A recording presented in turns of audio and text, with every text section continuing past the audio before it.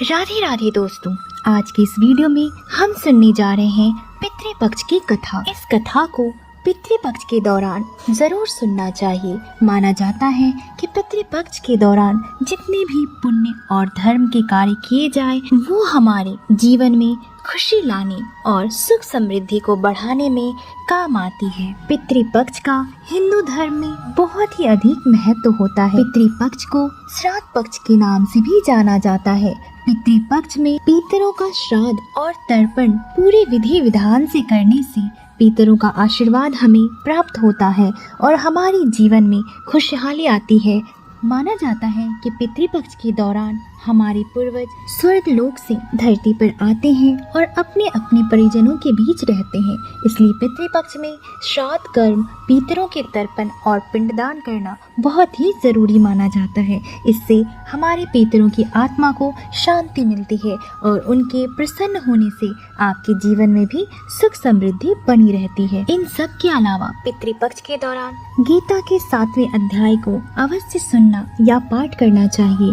हनुमान चालीसा का नियमित रूप से पितृपक्ष में पाठ करना चाहिए। अगर आप इन सब में समर्थ नहीं हैं तो कम से कम पितृपक्ष के दौरान हर दिन दक्षिण दिशा की ओर जल में तिल मिश्रित कर उसे अपने पूर्वजों को अर्पित करें। अब हम जानेंगे कि पितृपक्ष 16 दिनों तक ही क्यों मनाया जाता है, इसके पीछे का क्या रहस्य है। इस रहस्य को उजागर करते हुए भगवान श्री कृष्ण कहते हैं कि महाभारत में एक प्रसंग आता है जिसके अनुसार मृत्यु के उपरांत जब दानवीर कर्ण चित्रगुप्त के समक्ष उपस्थित होते हैं तो चित्रगुप्त दानवीर कर्ण जो खुद बहुत ही ज्यादा दानी और दान पुण्य में हमेशा समर्पित रहते हैं, उन्हें मोक्ष देने से इनकार कर देते हैं। तब कर्ण बड़े ही आदर पूर्वक चित्रगुप्त से पूछते हैं कि मैंने अपनी सारी संपदा, जितने भी धन दौलत थे, सदैव दान पुण्य में ही समर्पित किए, फिर मैंने ये कैसा अपराध किया है, ये कौन सा ऋण शेष रह गया है जिसकी वजह से आप मुझे मोक्ष देने से इनकार कर रहे हैं। तब चित्रगुप्त ने बताया कि हे राजन, आपने देव ऋण और ऋषि ऋण तो पूरी श्रद्धा से चुकता कर दिया, परंतु आप पर अभी पितृ ऋण शेष रह गया है। आपने अपने जीवन काल में संपदा एवं सोने का दान किया, लेकिन अन्न का दान कभी नहीं किया।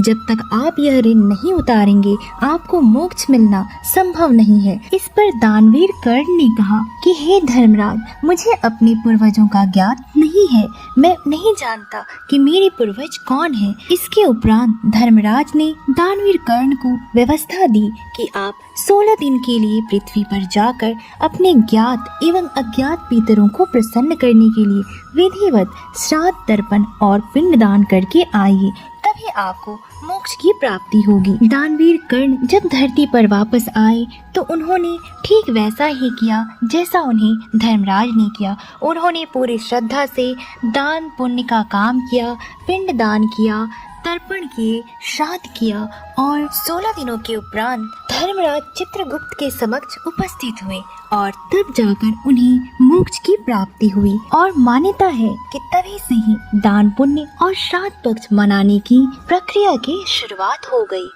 इसके अलावे पितृपक्ष की पौराणिक कथा के अनुसार जोगे तथा भोगे 2 भाई थे। दोनों अलग अलग रहते थे। जोगे बहुत ही धनी था और इसके विपरीत भोगे बहुत ही निर्धन था। दोनों ही भाइयों में बड़ा ही परस्पर प्रेम था। जोगे की पत्नी को अपने धन का बहुत ही अधिक अभिमान था, वे हमेशा घमंड में चूर रहती थी।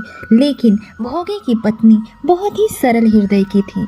पितृपक्ष आने पर जोगे की पत्नी ने उससे पितरों का श्राद्ध करने के लिए कहा तो जोगी इसे व्यर्थ का कार्य समझकर टालने की चेष्टा करने लगा, किंतु उसकी पत्नी समझाती थी कि यदि ऐसा नहीं करेंगे तो लोग बातें बनाएंगे। इसके अलावे उसकी पत्नी को अपने मायके वालों को दावत पर बुलाने और अपनी शान दिखाने का यह उचित अवसर लग रहा था, इसलिए वह बोली, आप शायद मेरी परेशानी को देखकर अपने पितरों का श्राद्ध करने के लिए मना कर रहे हैं, लेकिन ऐसी कोई बात नहीं है, मुझे कोई परेशानी नहीं होगी। मैं भोगे की पत्नी को बुला लूंगी और दोनों मिलकर सारा काम कर लेंगे। करेंगे। अपनी पत्नी के समझाने पर जोगी पितृपक्ष की श्राद्ध कर्म को करने के लिए तैयार हो गया। फिर जोगी की पत्नी ने उसे अपने पीहर न्योता देने के लिए भेज दिया और दूसरे दिन उसके बुलाने पर भोगे की पत्नी सुबह सवेरे आकर काम में जुट गई। भोगे की पत्नी ने रसोई तैयार की,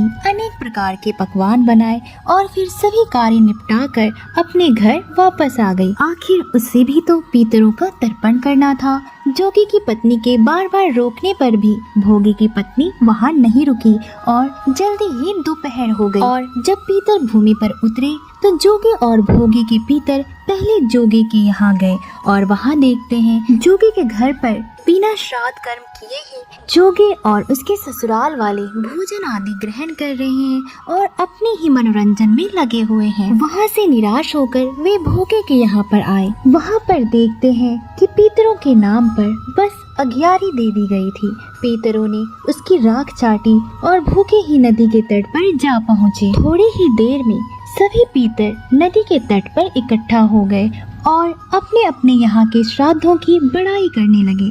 जोगी और भोगे के पितरों ने भी अपनी आप बीती सुनाई। फिर वे सोचने लगे कि अगर भोगी समर्थ होता तो उन्हें शायद भूखा नहीं रहना पड़ता, मगर भोगी के घर में तो 2 जून की रोटी भी खाने को नहीं थी।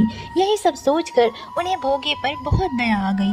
अचानक ही वे नाच नाच कर गाने लगे कि भोगे के घर पर धन हो जाए, भोगे के घर पर धन हो जाए। जब सांझ होने को हुई और भोगी के बच्चों को कुछ भी खाने को नहीं मिला, तब उन्होंने अपनी माँ से कहा कि माँ भूख लगी है। तब उन्हें टालने की गरज से भोगे की पत्नी ने बच्चों से कहा कि जाओ, आंगन में हौदी औंधी रखी हुई है, उसे जाकर खोल लो और जो कुछ मिले बांट कर खा लेना। बच्चे वहाँ पहुँचे तो देखते हैं कि हौदी मोहरों से भरी पड़ी हुई है। वे दौड़े दौड़े अपनी माँ के पास पहुँचे और उन्हें सारी बात बताई। जब आंगन में आकर भोगे की पत्नी ने ये सब कुछ देखा तो वह भी हैरान रह गई। इस प्रकार भोगे भी धनी हो गया, मगर धन पाकर वह घमंडी बिल्कुल भी नहीं हुआ।